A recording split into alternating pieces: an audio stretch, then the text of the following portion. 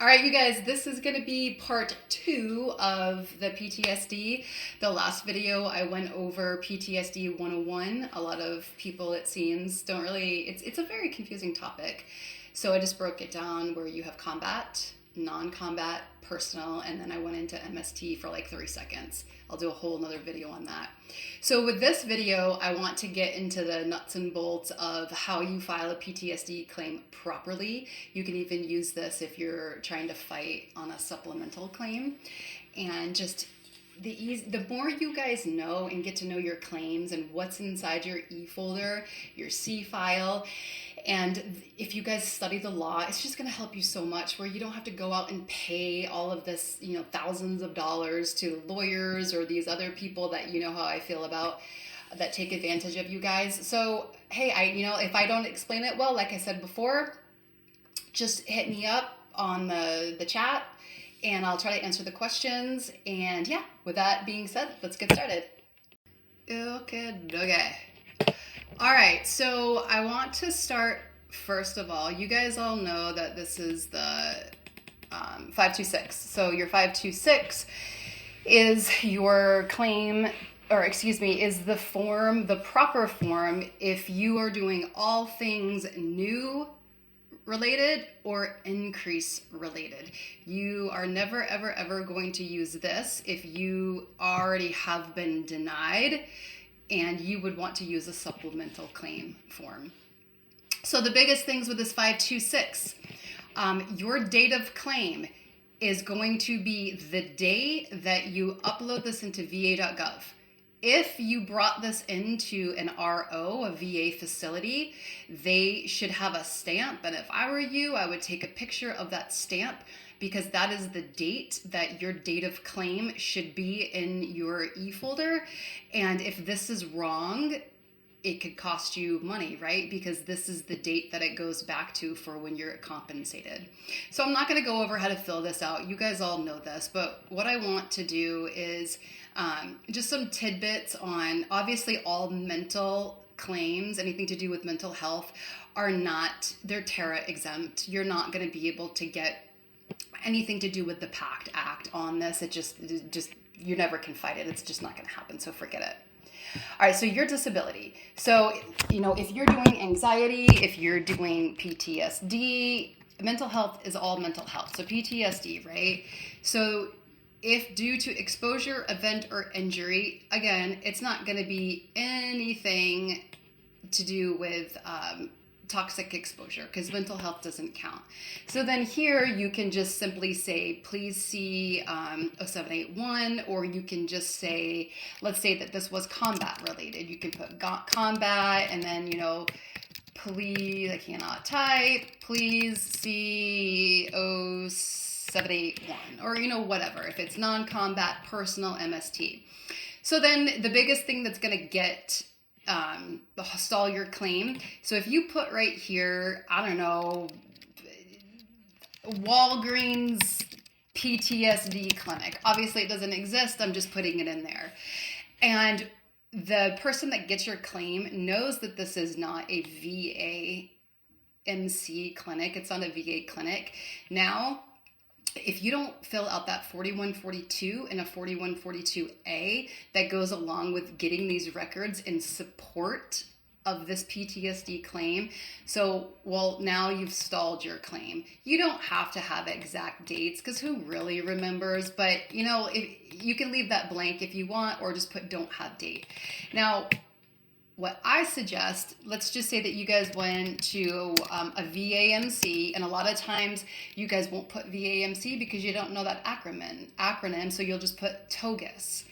Well, if you get a new VSR that has no idea what they're doing, and let's just say you put Augusta, Maine, they are going to look at that, and if they don't know that that's a VA hospital, they're going to stall the claim and develop for a 4142. So what I tell people to do is you want to make this as dummy-proof as possible for these people that have these claims.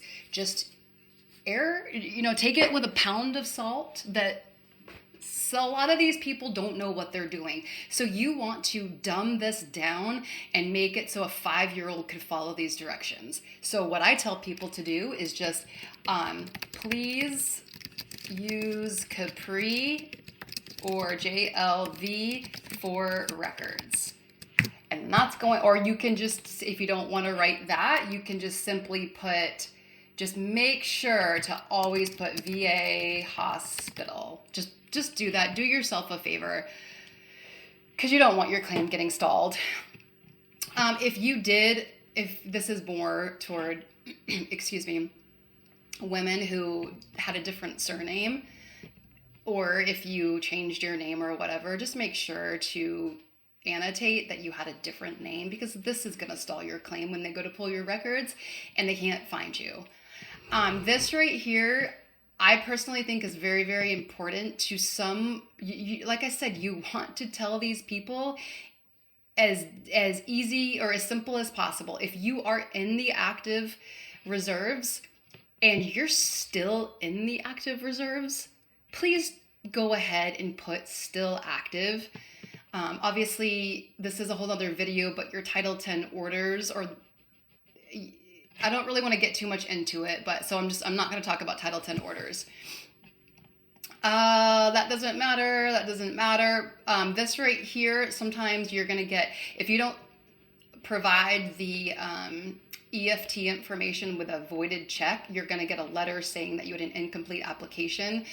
But this right here holds up so many claims, because if you're doing this on a piece of paper and then the person you bring, or if you're doing this with, ink, you bring it into an RO and they don't catch that you didn't sign it, now your claim is stalled, because they're going to send you a letter and it could probably take a month or two because you didn't sign that claim. If you digitally sign it, that's fine. Right here, a lot of people miss these, because this is if you have a lot of disabilities that you're claiming and you have to go in this last portion of this, somewhere, for the love of God, just somewhere right here, put please see last page. A lot of people do not scroll down to the bottom. All right, so enough about that. All right, you guys, so this, for anything to do with a traumatic event, you are required to fill out the VA form 210781. Make sure when you're Googling this, you're getting it straight from va.gov, because it will provide you with the most updated version of it. All right, so I want to go in depth about your statement of support, because this right here can make or break a lot of claims. All right, so as I went over in the last one, you've got your combat traumatic events, you've got your personal traumatic events that are not involving not involving MST, and then you have your personal traumatic events that are involving MST, and then you have other traumatic events. So this is going to be your non-combat, your fear of military, hostile, things like that. And if you get this wrong, a good developer isn't going to, they're going to know what to do. Like, for instance, I see a lot of combat when it was really, they were never in combat, and it should have qualified as a fear of hostile environments. So there's different developments for this that can stall your claim. So if it's combat, as I mentioned before in that last video, there's certain medals and awards that you can get, and that is it. You're good to go, automatically get the claim. If you don't have combat and it's going to be the other traumatic events, like fear of hostile military environment, on your DD-214, it's going to say the Southwest Asia tour. You could have anything in your STR stating that you were in one of those said countries, and then that's an automatic exam. Now, when it isn't an automatic exam is when it's anything other than. So if you're saying it's a personal traumatic event, you saw a plane crashed into the ocean and you were a firefighter and had to go do some recon. Well, we have, or the VA has to develop for that, because anyone in their entire friggin' world is going to lie about those things, right? Not saying that you guys are lying about it, but you have to, the VA has to corroborate it, and rightfully so, because anyone and everyone could claim PTSD. All right, so this right here basically says, briefly summarize the nature of your traumatic event. I highly suggest that you write a very detailed description, and if you just put airplane crash, MacDill Air Force Base, 2004. Well, I mean, let's be real here. Like, that's just so ambiguous. It's just not enough information. So if you chose to put aircraft crash, MacDill Air Force Base, whatever year it was, please, you have to write about it. So please see below. So you're going to scroll down, and this, again, these are more, if you had more than one instances that kind of contributed to your PTSD, that is why they give you 6 options. So I'm going to skip this section right here for a second, because this right here, gives you the opportunity to talk about it. So I highly suggest that you write this on a Word doc or whatever you're using on your computer, and you do a very, very, very, very detailed kind of reenactment of what happened. And okay, so because they don't give you a lot of space on this, copy and paste it, and if it doesn't fit in this section, do not upload it on this, because it is going to cut it off. So you could have spent, an hour writing something that was 3 pages long, and now you're getting half of a page of it. And in the event that you have a really kick-ass personal statement, or this 0781 statement, do not chance it and just copy and paste it onto this in hopes that this computer system is going to upload the whole thing, because it's not. So then you could simply say remarks. Please see additional uploaded correspondence or whatever. This part doesn't matter, and then maybe just put the date on it and what you title it as. Again, you want to give as much information as possible so a 5-year-old could follow these directions. All right, so going back up here. All right, so this right here is additional information associated with the in-service traumatic event. So they're giving you the opportunity to tell them, hey man, all of this stuff happened. Use this if you have proof. So if you had increased or decreased visits to the healthcare professionals, and you know that you have it, and you know that you saw mental health, you're going to click that. You're going to put as much information here as needed to help develop for this and corroborate your PTSD stressor. Like if you had a change, if you're a firefighter or you're a cop or ATC or anything, maybe in the medical field, and you're like, yeah, screw this. I'm getting the hell out of this MOS, and I'm gonna, cross change into another field. If you had an uptick in your leave, your evals, depressions, panic attacks, you are of sound mind to describe what you went through here. Prescription medications, if you guys got into trouble or was seen for alcohol or drug abuse, any disciplinary or legal difficulties that are documented. If you all of a sudden lost a lot of weight, you got put maybe on a physical profile because you were overweight, document that there. These are obviously it's all symptoms to help prove that you were going through something. This was how you were coping with it. This is for maybe personal or MST. Did you have a pregnancy test? Did you have a sexually transmitted test? Obviously, sexually transmitted can go for men and women. If you started to spend a lot of money and had to go to the MFRC to get put on a budget, if you had to borrow any money, anything that can document your change in behavior. If you got divorced at this time, you want to upload your divorce records, anything like that. Here, if there's anything else that you feel that is pertinent, write it here. All right, so for anything to do with MST, this is where you're gonna say, yes, it was documented. And then if you did have MST and you went to SAPR, then you're gonna know what restricted and unrestricted means. Neither is gonna be if you didn't file your police report. If you had a police report for your MST, or it doesn't even have to be anything sexual in nature. If you got beat up off base, if you got into a car accident, if there's any police reports, you want to try to get that police report yourself. Or if you don't ever want to trust the VA to get anything for you. You want to do it yourself. Anything that's not anything to do with SAPR, a police report, if there's anything else that you can put here, go ahead and do that. This right here is going to be something, this is just more proof to back up your claim. So if any of these things apply to you, then you're going to want to check that. All right, so if you did get seen for treatment for mental health during or after the event, this is where, so your private healthcare provider is going to be, anything that has nothing to do with the military. A VA vet centers help with PTSD, that it's an additional funding that's outside of the VA hospitals.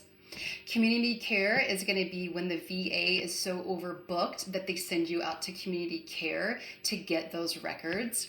Your VA is your VA, and the DOD is going to be in your STR. So this is going to happen when you're still active duty. And again, if you've checked any of these guys and you don't fill out this is going to stall your claim, because anything other than the VAMC or the DOD, Department of Defense records, they are going to send you a subsequent development letter to say, hey man, you mentioned that you were seen at a VA vet center or that you were seen at a private healthcare center. In order to duty to assist, we need the name of that facility and the location. They're going to send you a 4142, which is for ease of explanation, it's a HIPAA privacy saying, hey man, I allow the VA to go and investigate and get all the records. You sign it. That form is good for 1 year. And then the 4142A portion is going to be the name of the location, the name of the facility that you got treatment for your mental health, and the location, the address. You don't have to have exact dates. All right. And then it says additional space if needed to fully answer a previous question. So this is what I was talking about before for your PTSD claim, and I'm going to get into what that needs. So again, definitely make sure that you have signed and dated this. Then your POA, I don't ever recommend a POA to sign any of this stuff. You should be writing your own, because that's going to make it personal, because trust me, you don't want to use blanket PTSD statements because people are onto that.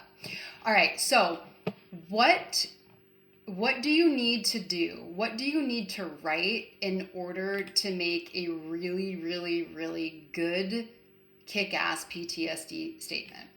All right. So although I'm talking strictly combat right now.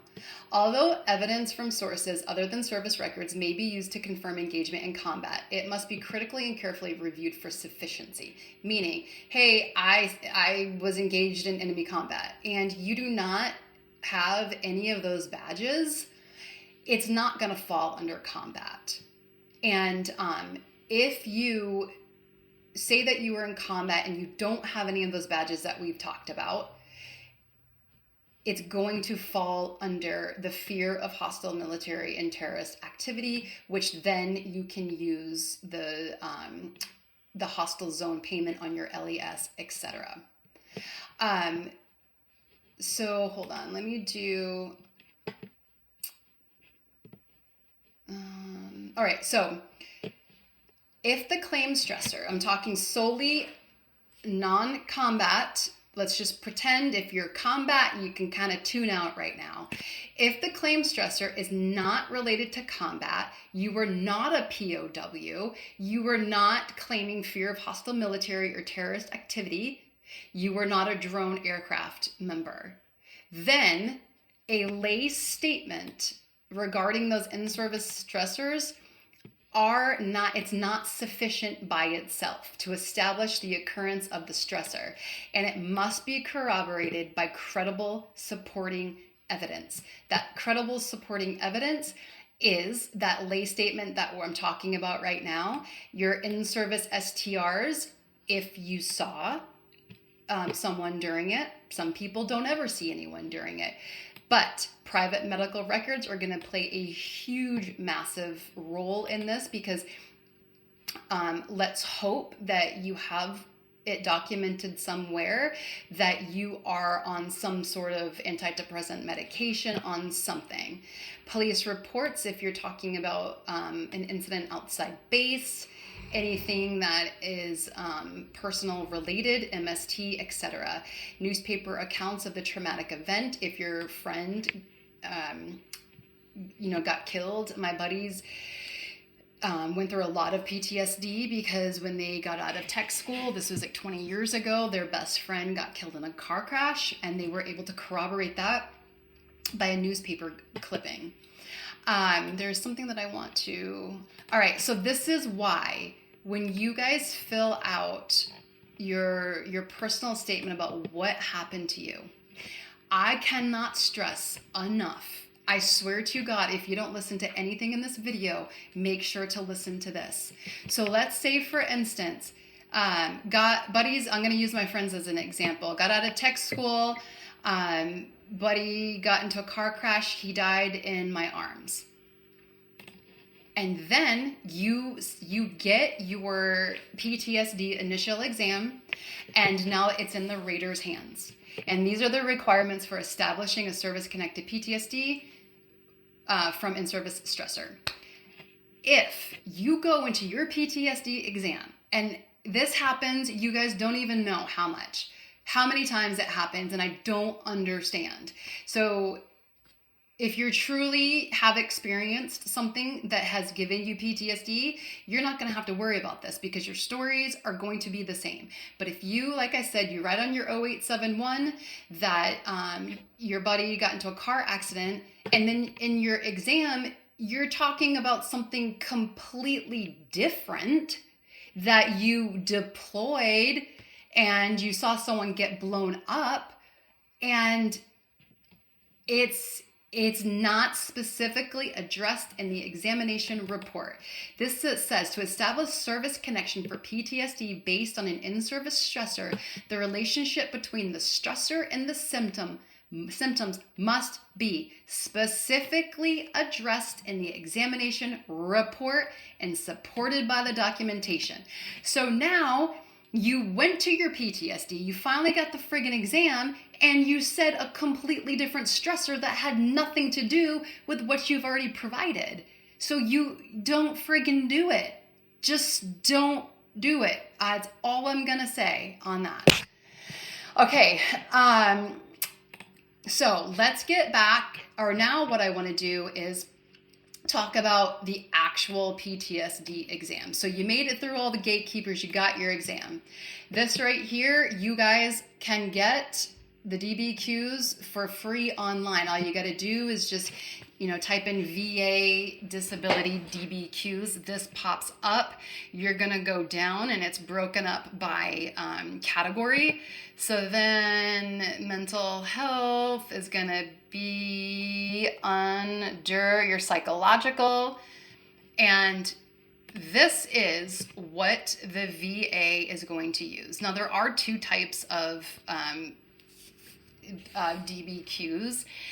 One is for your initial. The first time that you get an exam, you're going to have an initial, and that's when the examiner, is going to corroborate your PTSD stressor. So that is what I was saying, that you want to make sure that what you're telling this C&P examiner is what you told the VA, what you put on this 0781. Just, you have to make sure, because that obviously raises red flags within good reason, right? There's a lot of people that do lie about this, but I'm not here to call people liars, so just take it with a pound of salt. All right, so this right here is what the doctor is going to be filling out. So these are some things. Do you have a diagnosis of PTSD? If you have never been to the doctor to get diagnosed with PTSD, it does not mean that you cannot get service connected. You have to do your homework. You have to provide you can do it. So don't let people out there on the friggin' internet do this fear porn and say that you can't get service connected, and then say, oh, I'll write you a Nexus, pay me $1,000. Don't do it. So this is something that, if you have another diagnosis, this is all going to be in your records. I'm not going to focus too much on this. I kind of want to get to the guts of everything. TBIs will be a separate video, but if you currently are rated for a TBI, do not F with it. Do not mess with it. Leave it alone, and do not. It's a very, very, very sticky situation. So my advice for now, without going into it, is just don't touch a TBI. Because TBI symptoms and PTSD symptoms go hand in hand. But again, I'm not going to focus on this. All right, so I'm going to blow this up. This is the stuff that you guys want to definitely study. Definitely, I always tell people to go back to the lowest of the lowest of the lowest of your life. And this is where you're answering these questions from. This right here, you're not going to be able to answer. This has nothing to do with you. They are going to make a decision on where you stand by everything that they're getting ready to ask you. All right, so right here, you guys all are entitled to a copy of this DBQ, and that's going to be your FOIA request for your C file. I'm not going to get into that right now. If the records were not reviewed, you have a problem. You have to have your records reviewed. And in here, you want to find out, and this is why it's so important for you guys to have a copy of your records, because if this doctor says, because you do have to remember that, just some of these doctors, and again, I am not bad-mouthing anybody, there's a lot of people in the VA game just solely for money, and it's just the more clients they see, the more money they get, and if you don't go back and check their work, they're never going to get busted for doing it improperly. So if you get a copy of your DBQ and this says no records were reviewed, then you have a problem, A. If you have records reviewed and you know without a shadow of a doubt that you were seen or diagnosed for PTSD and it does not say it here, you have a problem. So they're going to go through in your PTSD exam and they're going to talk about your social, marital, family history. Don't go into great detail. If you had a really crappy childhood, I'm not saying that the examiner is going to hold this against you, but you want to talk about you and what happened to you in the military. And if it's not relative, if your marital and your family is very relative, because if you've gotten divorce after divorce, you can't keep relationships, you're mean to your family, all of that stuff, yes, by all means, talk about it. Occupational, educational history, make it short and sweet. There's no need, they need to be talking about that. Your mental history. There's no need, this is not about your family. This is about you. Legal behavioral history, you can talk about, if you got tickets because you had road rage or anything to do as a byproduct of your PTSD, you bet your sweet ass you're going to talk about it. Relevant substance abuse, 100% talk about alcoholism, smoking, vaping, if you use cannabis, anything like that, that shows that you are reliant upon these because you need to numb yourself. Okay. This right here is the exposure to the actual. They're going to ask you, hey man, what happened? And this is where you want to, okay, directly experiencing the traumatic event. This is your combat. This is your, they're not going to ask you this, right? They might ask probing questions, but this is up for them to decide. Witnessing in person the traumatic event, learning that the traumatic event occurred to a close family member, a close friend. So this, like if you were a first responder, if you experienced like my friend or my friend that got and he saw his friend die in his arms would be directly experiencing it, but some of my friends that weren't with them still were affected, right? So that would be learning about it. If you were National Guard or whatever and you helped with hurricanes, things like that. Presence of one of the following intrusion systems associated with the traumatic event: reoccurrent, involuntary, intrusive, distressing memories. So do you think about it all the time? Do you relive it? Your dreams, are you waking up? Does your wife, always talk about that you're screaming in your sleep?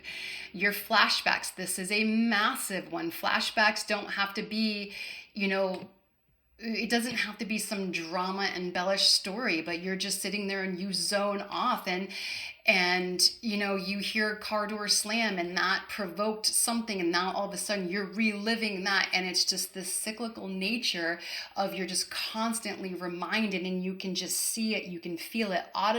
Auditory flashbacks, sensory or olfactory, which is your smell flashbacks, all of that stuff can produce flashbacks. Intense or prolonged psychological distress at exposure to internal or external cues, kind of like what I was just talking about. Physiological reactions to those internal, external those cues. And persistent avoidance to stimuli. So a lot of my Vietnam vets will not eat rice. They will not go into any sort of tropical climates. You've got your fireworks. You've got, you do not want to go on a bus. You don't want to go into a vehicle that's smushed in with people. You don't want to go out in public. Anything that you're avoiding because it provokes what the hell you guys went through. People, places, conversations, activities, objects, situations that arouse, again, things that you don't want to smell, things you don't want to do, fireworks, you don't want to, whatever it is, it reminds you of that. Okay, these are really, really big too. So negative alterations in conditions and mood associated with the traumatic events. Okay. So inability to remember an important aspect of the traumatic event, typically due to dissociative amnesia. So there's things like when someone asks you about what happened and you can't remember. You can't remember some key points of what happened. Once you start to want to remember it, you get sick to your stomach, you get angry, you maybe punch the wall, things like that. Persistent, exaggerated negative beliefs. I see a lot of my vets, like they're not good enough for marriage, they're not good enough to be a father. So they in turn just stop, they just check out, because it's too traumatic to relive that, and you feel like a shitty person. So you think that you've ruined your life. You served your country. Now you're a shitty person. You don't deserve love. You don't deserve any of this stuff.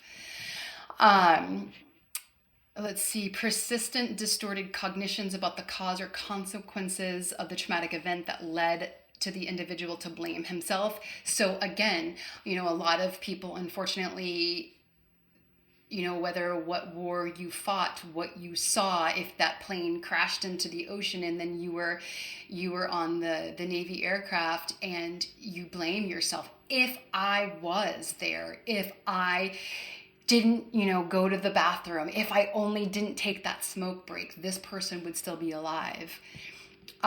This one is huge. Like, we go and we have no interest in anything, no interest in our kids' baseball games, no interest in eating healthy, no interest in exercising, no interest in stopping smoking, no interest in doing the things that you used to love, no interest in your family, no interest in getting up, no interest in taking showers. A detachment, this one is awful. It's super close to my heart, is that you have that ability to be on, you're a lone wolf. You don't friggin' need people because no one understands you.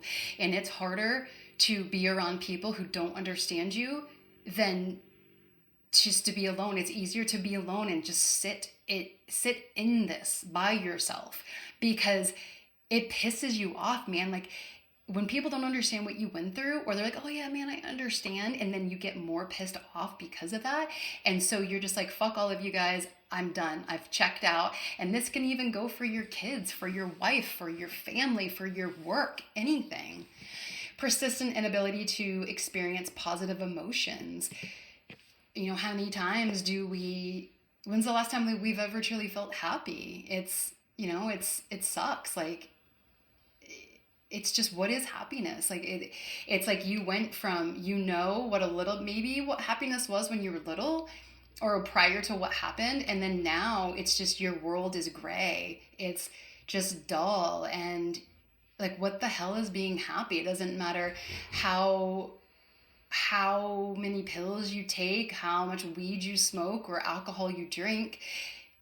Maybe we get happy doing that, but then after, you're hungover, and then you're right back in that world of just like, it fucking sucks.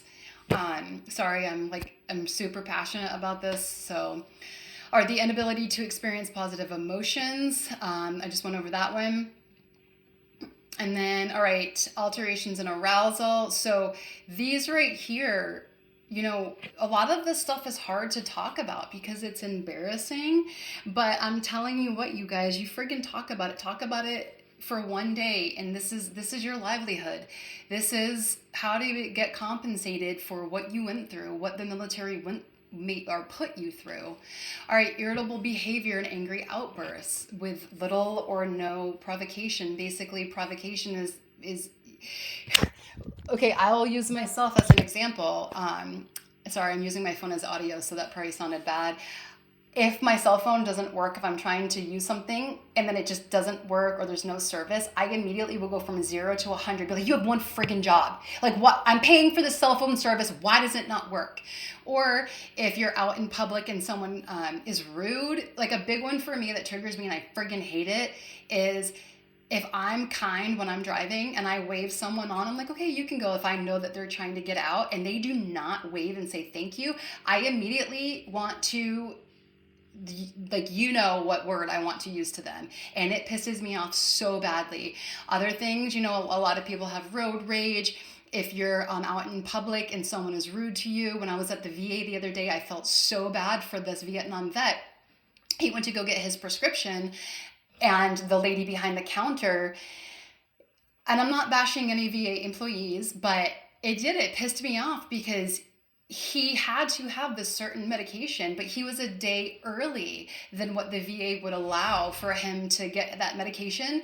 And this lady had no eye contact. She's clicking her mouse. She's like, nope, I can't fill it. Sorry. And he obviously went from 0 to 100 being like, do you know what it's like if I don't have that pill?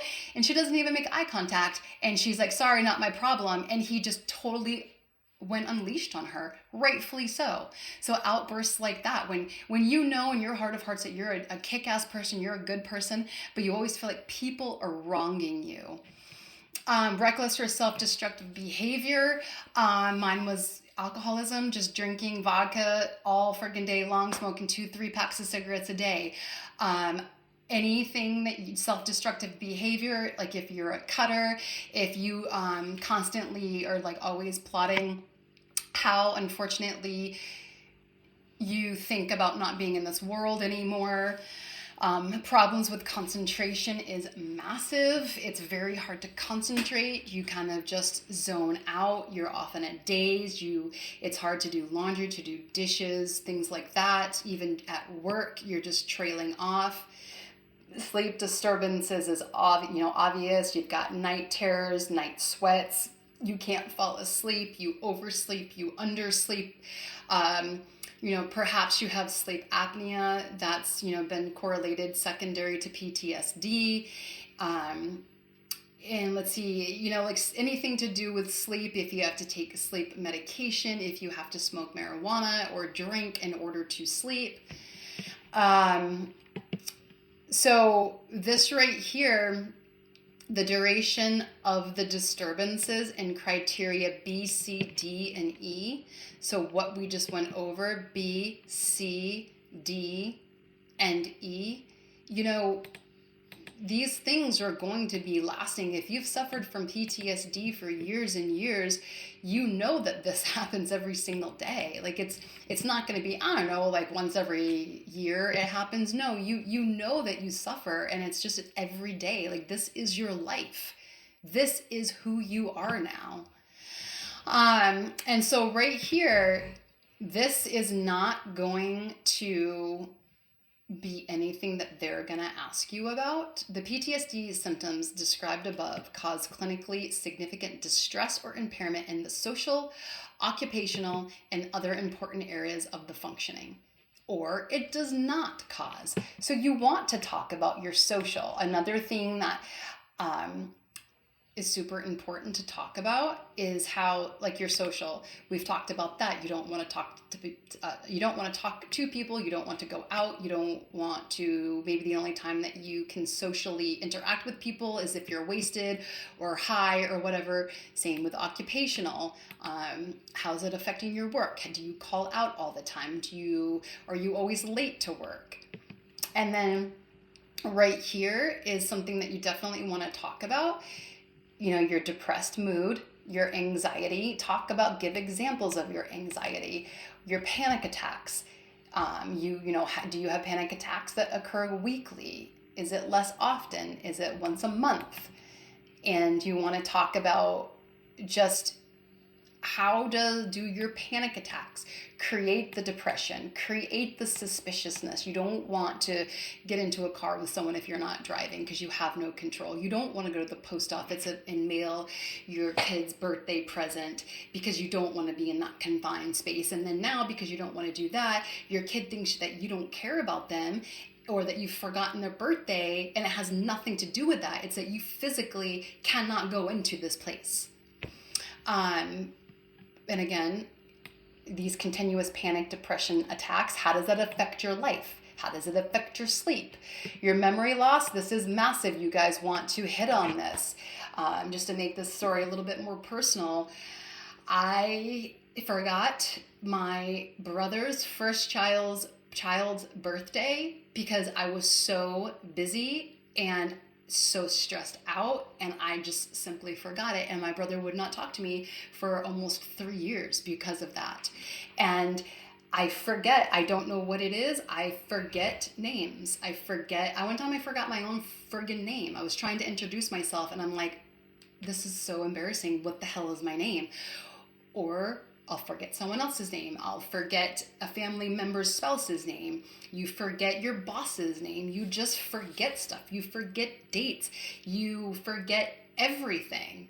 And this is a real thing. And it's friggin' embarrassing.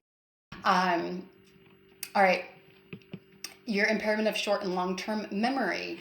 So, this is such a prime example that some people think it's overused, but this is a real thing, you guys. Just getting up and walking into the room and you're like so stressed out anyways, and your brain has like a million movies going on and you can't decipher which one you're paying attention to. And you know right now that, I need to go get a pencil for this. You go into the pencil or go into the kitchen to get the pencil, but then you see you forgot to do the dishes, and then you start doing the dishes, and then you're like, what the hell am I in here for? Then you go back to your office and you sit down and you're like, holy shit, I got up. What did I even get up for? And it just continues, and you do it all day long. Your flattened effect. Some people are just so beaten down that they're just like a deflated balloon. Circumstantial, stereotyped speech. It's just, like people with PTSD and like when things are just in their brain, it's just a lot of people especially when they have this flattened effect is just robotic. You're just really quiet, and these aren't things that that are going to make or break your PTSD claim, but it's just something that the examiner will notice, because those are huge signs of just being mentally beat down. A lot of the times, this is really embarrassing. Sometimes this will happen to me when I'm really, really having flashbacks or reliving what happened, and nothing friggin' makes sense. Have you guys ever been talking to someone and you're talking and nothing is making sense? And then you kind of just stop and you realize, holy frig, no, they're looking at you like, are you okay? And you know that nothing that you're saying makes sense to anybody. It barely makes sense in your brain. This one's embarrassing too, because our brains are always constantly going. Complex commands, especially at work, they're really hard to follow. Like, you need to break it down, and it's one task at a time. But if you give me, I can understand one task at a time, but if you give me do this, I'm like, holy frig, you can't be serious right now. So that's a real thing. And it's embarrassing. And then, because then you're like, oh my God, am I stupid? You feel stupid. And then it's that cycle of, I'm not good enough, I feel stupid. Then you doubt yourself. Impaired judgment. Unfortunately, this is embarrassing too, like drinking and driving. When you've had, a few too many to drink, you might blow up people on text, you might call people, you might go and, on social media and just badmouth everybody. You might recklessly drive, just in hopes that you flip over a car and you are no longer in this world. Impaired abstract thinking, we all know what that is. It's just you're thinking, you're frozen, you're stuck, and you're just thinking, and it doesn't make sense, and it leads you down all these rabbit holes. Gross impairment in thought process or communication. Like, do you have, a habit of just maybe always swearing? Like, gross impairment means that it's so big and grotesque that you don't really have the ability to stop it. Maybe constantly berating people, maybe constantly pushing people away by, a big one that happens a lot with families and spouses is that you're constantly making fun of them, constantly wearing them down, because we're projecting what we feel about ourselves to push them away. And it's a bad byproduct of PTSD, and it's a real thing. Motivation and mood. Motivation, I mean, that's going to go in that's all encompassing. Like, did you used to dress nice? Did you used to shower and, actually care about what you look like? Now you have no motivation to do that because your mood is always down. Establishing and maintaining effective work and social relationships. This is going to go in with work. It's going to go in with family. It's going to go in with anything that has to do with that. Difficulty adapting to stressful circumstances, including work or a work setting. When you feel a lot of pressure, if you're working in a high pressure job, if you have a high pressure role in your household, if you have to constantly be the breadwinner, and then all of that piles down on you and creates more stress, and then it makes you, because you feel all that stress, then you don't want to do anything, and it's not motivating, and then you have outbursts. Everything is connected. Effective relationships, that's kind of the same thing for work, social, your family relationships. Suicidal ideation. This is a big one that no one wants to talk about, because a lot of people think that if you do talk about this, then perhaps, I can't say the word on YouTube, but they're going to take away insert your things that you can buy to go hunting with. But no, like, go back to the lowest of the lowest of the lowest of that time. What did you feel? You don't have to say, yeah, I want to off myself. There's definitely times where I think that it would be better and my family would be better off if I'm not here.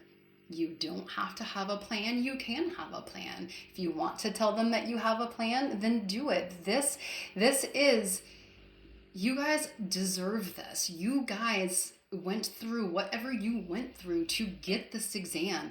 Do not hold back. Do not, under any circumstance, hold back, because you deserve this. And don't let anyone ever tell you that you don't deserve this. Obsessional rituals. It could be anything from checking your locks, checking your cell phone, incessantly making sure that your child has not called or texted you to that they've gotten into an accident, that you're constantly checking the news because you're afraid of something, that you're constantly, like checking your pulse to make sure that you're still alive, or like that your wife is still breathing, or that your child is still breathing. Even obsessional rituals can, the way that some people deal with PTSD is they develop OCD. Cleaning, watching something, reading something, doing an activity, over-exercising, things like that, overeating, impaired impulse control with periods of violence. And, that's going to be just, do you punch walls? Do you pound your horn when you're driving? Just things that are all of a sudden, like, do you ever throw your phone? Have you ever thrown your phone because you're so pissed off? Have you ever punched the TV, your computer screen? These are all the things that are so embarrassing to talk about to other people, but do not hold back in this exam. Let's see, spatial disorientation is kind of like, when we're driving and all of a sudden you're at the store and you don't even remember getting into your car. You are doing laundry and you don't even remember that now you're putting away your clothes. You're at work and you're like, holy frig, it's 3:00. I don't even remember working today. Delusions or hallucinations. Again, those persistent delusions or hallucinations of what happened. If you're hallucinating, maybe you talk to your buddy that unfortunately passed away. Maybe you're just constantly talking yourself out of something. Maybe you're seeing something, you're smelling something that really happened to you, and that you know right now that it's right here and it's real. And it does not matter if it's visual, if it's auditory, if it's olfactory. You can see it, you can hear it, you can smell it. Doesn't all three have to go together? But one that gets me is that sometimes, there's no rhyme or reason, but I'll smell, and I smell that oil burning in Iraq, and I'm like, holy shit. And it's kind of like a wave. It's like this weird bubble, and like, that you're right there. And then all of that heightened alert immediately comes back. And then now your whole friggin' day is ruined, because now everything that you've been trying to work on is all coming back to bite you in the ass. Grossly inappropriate behavior, sexual partners, driving dangerously, drinking too much, addiction to porn, addiction to, as I said, sexual partners, putting yourself in harm's way for sexual diseases, things of that nature. Do you play with knives? Are you a cutter?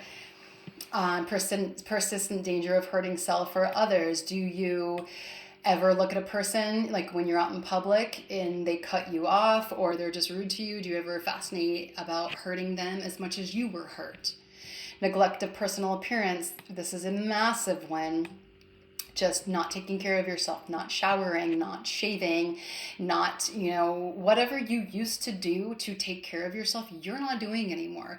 Do you stink like BO? Do you, if you're a female, do you not change your tampons? Do you not, change your underwear? Do you, for men too, do you not change your underwear? Do you wear the same clothes for weeks at a time? Do you not do laundry? Do you not clean your house?